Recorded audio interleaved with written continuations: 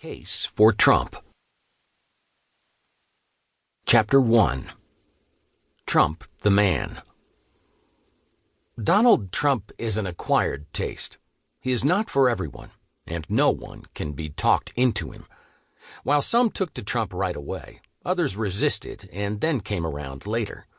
Many will never support Trump, no matter how convincing an argument you present to them. Trump is a journey you take alone. For a politician, Trump's character is uniquely polarizing. We're used to sweet-talking, suave politicos who twist themselves in knots in their efforts to win over voters. Trump is certainly not one of that variety. He is a larger-than-life personality whose manner and style often loom larger than his policy agenda. Some voters love that personality while others hate it. So, while any voter, and especially Catholic voters, can appreciate Trump's policy accomplishments, his perceived character is often a sticking point. That's why it's essential to start with Trump the man before addressing his considerable policy accomplishments. Trump voters, whether Catholic or not, have already dealt with the more flawed aspects of his life story. Those who were reluctant to vote for him because of those imperfections now have nearly 4 years of his accomplishments that may help them overcome that reluctance. But despite his flaws, which we will address in due course, Trump's character has considerable virtues. Donald Trump is a different kind of politician, and that has served him well in the current political climate. American politics is as divided today as ever. Partisan polarization did not start with Trump. It didn't even start with Obama. An argument can be made that the great polarization began as far back as 1987, when Senators Ted Kennedy and Joe Biden borked Judge Robert H. Bork before the Senate Judiciary Committee.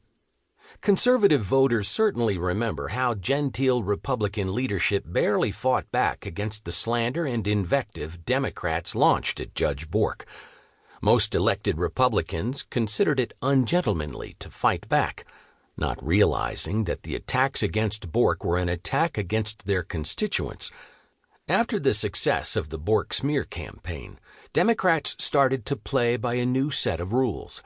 By weaponizing the media, they tried to pressure their colleagues across the aisle into submission. Republican officials didn't get the memo, but conservative citizens saw the new state of play. Conservatives remember how the Democrats tried to lynch Clarence Thomas. We remember how the left burned George W. Bush in effigy, calling him a fascist and Hitler, while he remained presidential and above the fray. Some may have been proud of him for taking the high road, but many wished he would fight back. That was all the more true when Democrats used the same playbook against the gentleman Mitt Romney, who likewise responded by refusing to defend himself. When they accused him of giving people cancer and of pushing Granny in a wheelchair off a cliff, he said nothing. After nearly 3 decades of lost political battles, a rather plain-spoken, gruff, and often hilarious non-politician came along who knew the enemy, never gave an inch, and always gave back 10 times more than he got. As Lincoln said about Grant, here was a man who fights. And in most glaring contrast to previous Republicans, Donald Trump recognized that the press, the Democrats, and the elites in his own party were often willing to work together to oppose conservative causes. He knew from the beginning that he was in a 3-front war that previous gentlemen presidents and candidates had refused to acknowledge. Did Trump sometimes fight in ungentlemanly ways? Sure. Did he call names? All the time. Did he call names too much? Maybe. But the fact that he fought back was more important than the way he did it. God Almighty, his fans love that he fights.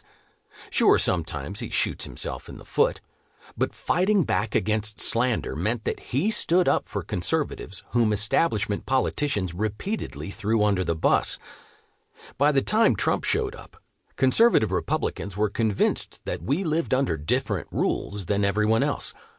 While some sob sisters on the right try to enforce this different set of rules, most conservatives are focused on achieving policy victories.